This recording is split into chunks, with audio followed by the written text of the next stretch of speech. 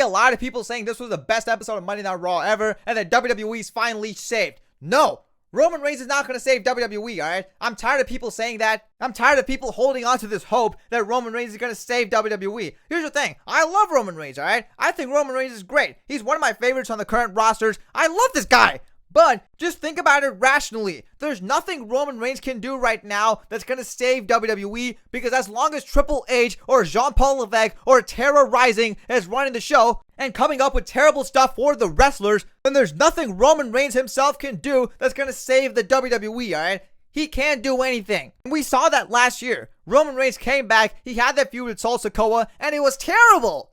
It was just trash. Everything he did was so trash. No good promos, no good matches, no good nothing. And that's not Roman Reigns' fault. It's because Triple H is that bad of a booker. And again, let's be very honest here. Roman Reigns is going to be leaving once again after SummerSlam. Let's just accept that. There is nothing this guy can do on the 19 days we have until SummerSlam. Maybe even less than that. I don't even know. I think he's going to have a match with Braun Breaker at SummerSlam. That does sound good. But let's be honest here. Do we really have high hopes for it? Can we really have high hopes for it, judging by WWE's track record in the year 2025? Judging by Triple H's track record, can you really trust Triple H to handle this well? He fumbled the Bloodline versus Bloodline feud last year, so what makes you think he's not going to fumble this one? And even then, there's also rumors going around that it's going to be Roman Reigns and Jey Uso versus Bronson Reed and Braun Breaker, and that just sounds terrible. And obviously, no matter what he does at SummerSlam, he's obviously going to be leaving once again after SummerSlam. And he's going to come back again for War Games. So yeah, there's really nothing Roman Reigns can do to save WWE like a lot of y'all are saying. So stop holding on to this hope, this false hope that Roman Reigns is going to save WWE. Yeah, what Roman Reigns did was great. It was awesome. It was amazing. It was legendary. And yeah, it did save WWE. Keyword did. But now, today, in 2025, there's nothing he can do to save WWE, and it's not his fault. I'm not calling out Roman Reigns for it. I'm not saying Roman Reigns sucks for that. I'm just saying Triple H sucks ass, and the only way WWE can be saved is if he locks in. So yeah, with that being said, let's get right into the show, this overrated Monday Night Raw episode. Because, I saw a lot of people saying this was the greatest episode of Monday Night Raw in 2025 and all that stuff. Like, come on, man. It wasn't that good. It was decent, sure, whatever. But that's the thing about WWE fans, The second they get something even remotely good, they start glazing it like, it's the best thing ever, that we're, totally back and stuff like that. So yeah, with that being said, let's get right into the review of tonight's Monday Night Raw. So the show kicks off with the new Women's World Champion, Naomi. Now, Naomi cuts a pretty decent promo. I don't think Naomi's really that great on the mic, but at least now as a heel, she's a lot better than she was as a face. So yeah, she cuts a pretty decent promo. Pretty basic. There's really nothing to talk about here. She's just like, oh, you guys didn't feel the glow. You guys didn't believe in me back when, I was a good guy. You get the point. But now, look at me now. I'm the champion. Ha ha. That's just it. And then we see Rhea Ripley, who of course says the same thing she's been saying since 2022. Naomi, at Evolution, I wanted to get my title back, but you stopped me. So now you're on my list. Because I'm Rhea Bloody Ripley and mommy's always on top. And then we see Io Sky, and she says the same thing pretty much, She tells Rhea Ripley to get to the back of the line because she was the previous champion and she needs to rematch first. And they just start arguing and stuff like that. Like who gets the match, well, whatever, man, you get the point. Pretty much a bunch of nothing. And then we see Adam Pearce, who says that we're going to be getting a triple threat match at SummerSlam. So it's like, why? Adam Pearce's reasoning was so bad. He's just like, oh, because it's a 2-night SummerSlam, the first ever 2-night SummerSlam, we need a big match, a big money match, and the only way we can do that is with a triple threat match. Like, come on, man, that's the reason? And Naomi seems happy with it. Now that you just won the title, now that you became world champion, you gotta defend it against 2 other people in a triple threat match where you don't even have to get pinned to lose.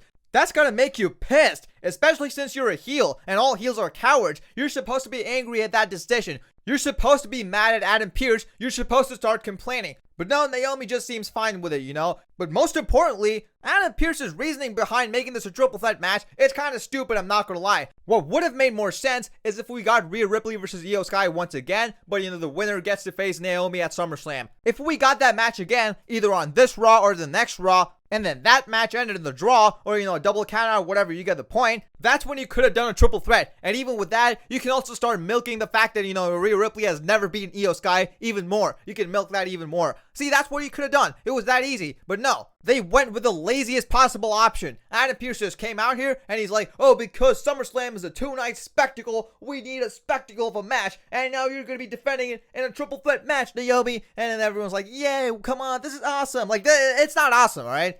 This is not awesome. Like, sure, it's a good decision, but the way they booked it, the way this match came to be, it's stupid as hell. So yeah, this segment wasn't really that great, but I wouldn't say it was terrible either, It was just whatever. That's what I'm going to say. It was whatever, a whatever opening to Monday Night Raw. Whatever, let's just move on. Anyways, then we get Raquel Rodriguez and Roxanne Perez versus the Kabuki Warriors. So yeah, this whatever, man. Like, I don't care about this. Let's just be very honest here. Nobody cares about this. It's just whatever. Obviously, the only story going on here is that Dominic Mysterio was at ringside, and Dominic Mysterio helps them win the match. Helps Raquel Rodriguez and Roxanne Perez win the match. So yeah, whatever. No, nothing too crazy, but it wasn't bad either. So yeah, let's just move on. This was just okay. Anyways, then we see Bayley versus Lyra Valkyria in a 2 out of 3 falls match. So yeah, this was actually pretty good, I'm not gonna lie. It was exactly what I expected it to be, and I don't mean that in a bad way whatsoever, because I did expect this to be good. I don't think it was too crazy, but like I said, I don't mean that in the bad way whatsoever. This match still did the job. So yeah, obviously Lyra Valkyria ends up winning the match. The first fall went to Bayley pretty quick, by the way, and then Lyra Valkyria got the second fall, and then Lyra Valkyria got the third fall as well. So yeah, she's going to be facing Becky Lynch at SummerSlam. I thought that was a right call. So yeah, they're going to do this trilogy and whatnot. Although I think this rivalry has kind of been overglazed, it is still pretty good. And I'm happy that we're getting the proper payoff at SummerSlam. So yeah, with that being said, let's just move on. Anyways, then we get Nikki Bella versus Chelsea Green. This match was botchy as hell, I'm not going to lie. Alright, I'm going to take that back. It wasn't botchy as hell, but there were botches, a lot of botches sprinkled around in the match, But I do kind of get it, because this was Nikki Bella's first ever singles match in like 7 years. So yeah, that kind of makes sense. But yeah, regardless, this was still a pretty botchy match. But obviously, Nikki Bella ends up winning the match. That's about it. And, we got a post-match assault, and then Stephanie Valkyria returns. Or, she, not returned. She just saved Nikki Bella. So yeah, that's it. Let's just move on. Whatever. And now it's time for the main event. Like, come on, man. We're already at the main event.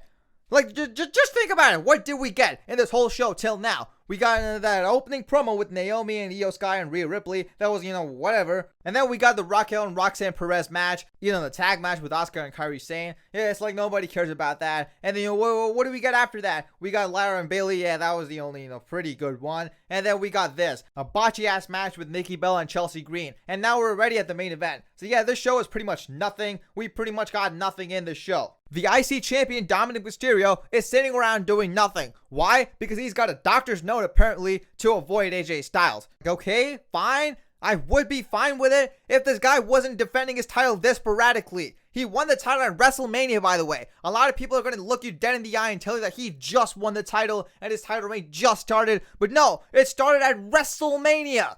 WrestleMania was like, 4 months ago?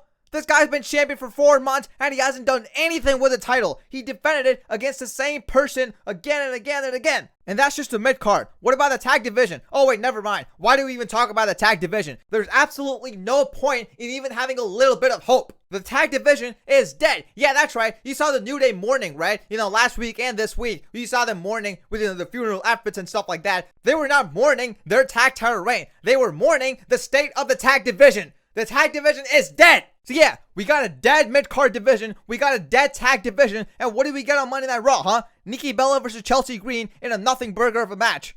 Rhea Ripley and Naomi cutting nothing burger promos. Get out of here, man. This is Monday Night Raw, huh? This is Monday Night Raw. So anyways, yeah, whatever. Then we get to the main event. We start off with a promo from Gunther. And Gunther obviously just says that, I retired Goldberg, I did this, I did that, blah, blah, blah, all that stuff. The predictable, boring stuff. And then he just says, who's next? Who's next for me? Well, lucky for you, we're going to find that out in the gauntlet match coming up next. And then we see Braun Breaker And he does this little face-off with, Gunther. And that's pretty much it. They have a little promo, which is pretty much nothing. It's going to lead to nothing. We know. So anyways, then we see Penta, and that's how we start off the gauntlet match with Braun Breaker and Penta. And they put on a pretty decent match. Obviously, Penta's a great wrestler, and I think he has pretty underrated chemistry with Braun Breaker. So yeah, this was a pretty decent match, and of course in the end, Braun Breaker wins with the same spear, the same thing. We got the same ending as last time. So whatever, who cares? Let's move on. Who's next, huh? We see LA Knight, and LA Knight gets a little bit of offense on Braun Breaker, but then Braun Breaker beats LA Knight clean. You see, this is what I'm talking about. LA Knight, he just had that match with Seth Rollins on, Saturday Night's Main Event, and what did he gain, huh? What did he gain from that? I knew that was going to be a nothing burger of a match because LA Knight, if he won that match, I said he's not going to gain anything. Seth Rollins, if he wins that match, he's not going to gain anything. And guess what, guys? LA Knight won, and what did he gain, huh? What did he gain? A loss to Braun Breaker. A clean loss to Braun Breaker. Are you kidding me, man? Get out of here. Anyways, yeah, who's next, huh? Who's next? Jey Uso! Jey Uso's next. Okay, fine, whatever. Squash this guy's ass. Finish him up real quick, Braun. But no. Jey Uso gets in the ring. He beats up Braun Breaker for a while. He gets him out of the ring. He gets back in the ring. And he starts yeeting. He starts yeeting in the middle of a gauntlet match. Yeah, that's right, guys. He throws Braun Breaker outside of the ring. And then he does the little one more time hand sign. And then we just hear, it's just me, Oos. Day one, it's just me. It was like during a gauntlet match. There's a whole ass match going on here. You got Braun Breaker, a beast, and kayfabe, he's one of the most dominant guys on the roster, and you're facing him in a gauntlet match, which means you're going to be facing someone else as well after you beat him, if you beat him, and you're telling me that you're going to waste your time yeeting with a crowd. This is what I'm talking about, man. It's because he has no character. He doesn't. He just found out that one thing, He just got that one thing where he eats with the crowd, and that's pretty much what he's holding on to. He's holding on to it for dear life because he knows he's nothing without it, man. He knows that. So yeah, whatever. We get a boring, bad, horrible match with Jey Uso and Braun Breaker. And, obviously Jey Uso is going to the top rope. And then, Bronson Reed interferes out of nowhere. He attacks Jey Uso, helping Braun Breaker win the match. So let me get this straight. LA Knight loses to Braun Breaker clean, but you gotta protect Jey Uso, huh? Whatever, man. Triple H just sucks. Triple H just sucks, man. Whatever. So yeah, who do we get next? CM Punk, obviously. So CM Punk gets in the ring, and, he beats Braun Breaker, basically, That's pretty much it. We get like a whatever match between them, with Braun Breaker and CM Punk. And CM Punk obviously wins, even with the shenanigans. Because, Jey Uso comes back out and saves CM Punk from Bronson Reed. So yeah, this whole gauntlet match wasn't even that good. It just wasn't, It was decent at best. That's what this whole gauntlet match was. And the fact that WWE is doing their same old repetitive patterns with this whole gauntlet match thingy. Like almost every single gauntlet match, if not every single gauntlet match we've had in the Triple H era, it starts off with, somebody dominating it, being the Iron Man. Somebody runs the gauntlet from number 1 all the way till the end, only for the last guy to beat them. We get that in every single gauntlet match. You just know who's going to win it. As soon as Braun Breaker entered at number 1, I knew that he was going to stay till the very end, and then CM Punk would just come out at, number 6 or number 5, whatever it was, and he would just win the whole thing. I knew that would happen. It's so predictable. But yeah, I guess we got one thing to look forward to, and that's CM Punk versus Gunther. Yeah, I'm really excited for that match. I think it's going to be great. It's one of my dream matches in the current roster. I've wanted to see this for a very long time. So yeah, I'm glad we're getting it finally. It's going to be great. It's going to be awesome. Unless we get like 8 interferences in that match as well. So yeah, whatever. Then we get a post-match assault from Bronson Reed and Braun Breaker. And then finally, the OTC or the OTC1 comes back and saves CM Punk and Jey Uso. He attacks Braun Breaker and Bronson Reed and he stands tall, and that's pretty much it. So yeah, Roman Reigns is back. Yay. I'm actually happy Roman Reigns is back. But let's be honest here. Roman Reigns is not going to save WWE. No wrestler is going to save WWE, alright? Because in the Triple H, Jean-Paul Levesque, terrorizing, as long as whatever his name is writing the shows and being terrible at his job and coming up with terrible stuff for his wrestlers, no wrestler is going to be able to save WWE, alright? I don't really have hopes for Roman Reigns to save WWE right now. If he does, sure, I'll be grateful. But I feel like people are holding on to their high hopes. So whatever, that is it for Monday Night Raw. Pretty average show. I'm saying average for WWE's 2025 standards. Objectively, this was a pretty bad show. I'm going to give this a 6 out of 10. So yeah, with that being said, that is it for today's video, guys. Thank you so much for watching. I'll see you all in the next video. Peace out.